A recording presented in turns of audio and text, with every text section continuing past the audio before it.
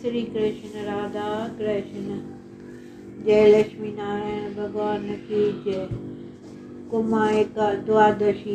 पो मास के शुक्ल पक्ष की द्वादशी को कुर्म द्वादशी के नाम से जाना जाता है, जो कि इस बार 25 जनवरी को है। कुर्म द्वादशी भगवान विष्णु को कुर्म अथवा कच्छ अवतार को समर्पित है। ऐसी मान्यता है कि इस दिन श्रद्धा के साथ विधि विधान से व्रत करने वाले मनुष्य को सभी पापों से मुक्ति मिलती है, साथ ही मोक्ष की प्राप्ति होती है। बता दें कि आंध्र प्रदेश में शीतकुलम जिले में स्थित श्री कुर्मनाथ स्वामी मंदिर भगवान विष्णु के कुर्म अवतार के समर्पित प्रमुख मंदिरों में से एक है। दूर दूर से भारी संख्या में भक्त सन्यासी भगवान कुर्म के दर्शन करने को आते हैं।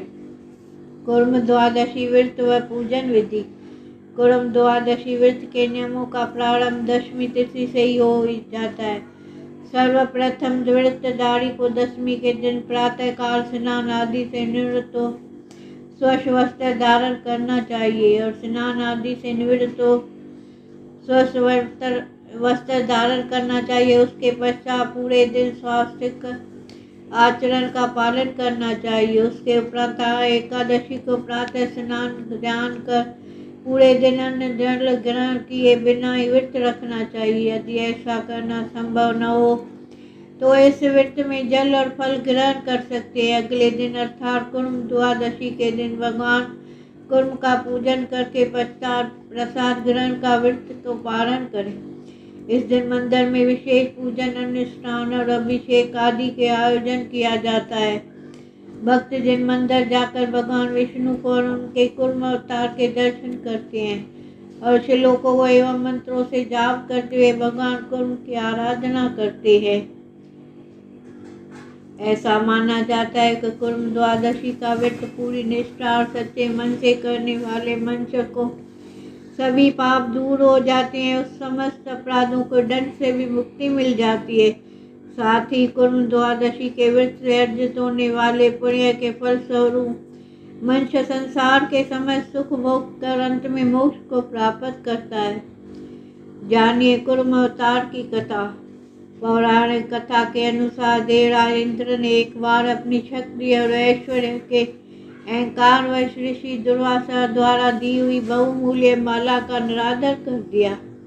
इस बात से कुपित ऋषि दुर्वासा ने उन्हें श्राप दे दिया, जिसके कारण देवताओं ने अपना बल तेज और ऐश्वर्य सब कुछ खो दिया, अत्यंत निर्बल हो गए। ऐसे में असुरों ने देवताओं को आक्रमण कर दिया और उन्हें हराकर दैत्यराज बलि ने स्वर्ग पर कब्जा कर लिया। तीनों लोकों में राजा बलि का राज स्थापित हो गया। इसके बाद सभी देवता भगवान विष्णु के पास जाते हैं और उनसे मदद मांगते हैं। इसके बाद भगवान विष्णु ने उन्हें समुद्र मंथन कर अमृत प्राप्त करने और उसका पान कर पुनः अपनी खोई शक्तियां अर्जित करने का सुझाव दिया, किंतु यह कार्य इतना सरल नहीं था। देवता अत्यंत निर्बल हो चुके थे, अतः समुद्र मंथन करना उसके सामर्थ्य की बाहर नहीं थी।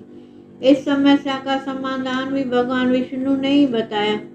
उन्होंने देवताओं से कहा कि वे जाकर असुरों को अमृत और उससे प्राप्त होने वाले अमृत के विषय में बताएं, उन्हें समुद्र मंथन करने के लिए मना ले। इसके बाद दोनों पक्ष मिलकर समुद्र मंथन करें। इससे प्राप्त होने वाली मूल्यवान निधियों को आपस में बांट दे। जब देवताओं ने यह बात असुरों को बताई तो पहले तो उन्होंने मना कर दिया और सोचने लगे, यदि हम स्वयं ही समुद्र मंथन कर ले तो सब कुछ हमें प्राप्त होगा, किंतु अकेले ही समुद्र का मंथन कर पाने का सामर्थ्य तो असुरों के पास भी नहीं था। अतः अमृत के लालच में वे देवताओं के साथ मिलकर समुद्र मंथन करने का सहमत हो गए। दोनों पक्ष क्षीर सागर पर आ पहुंचे। मंदराचल पर्वत को मंथनी वासुकी नाग को रस्सी मंथने के लिए स्थान पर अमृत के लाने में वे देवताओं के साथ मिलकर समुद्र मंथन करने में सहमत हुए। दोनों पक्ष क्षीर सागर पर आ पहुंचे। मंदराचल पर्वत को मंथनी वासुकी नाग की रस्सी मंथने के लिए स्थान पर प्रयोग कर समुद्र मंथन प्रारंभ हो गया। एक और देवता थे, दूसरी ओर असुर।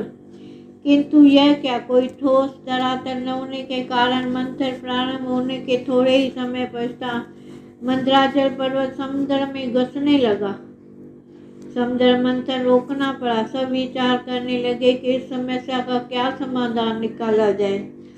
तब भगवान विष्णु ने कछुआ अवतार धारण किया, मंदराचल पर्वत के नीचे आसीन हो गए। उसके पश्चात उनके पीठ पर मंदराचल पर्वत स्थापित हुआ।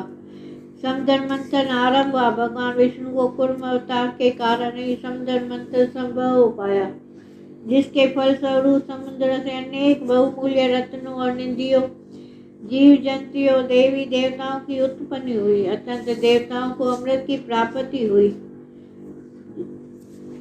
राधा कृष्ण।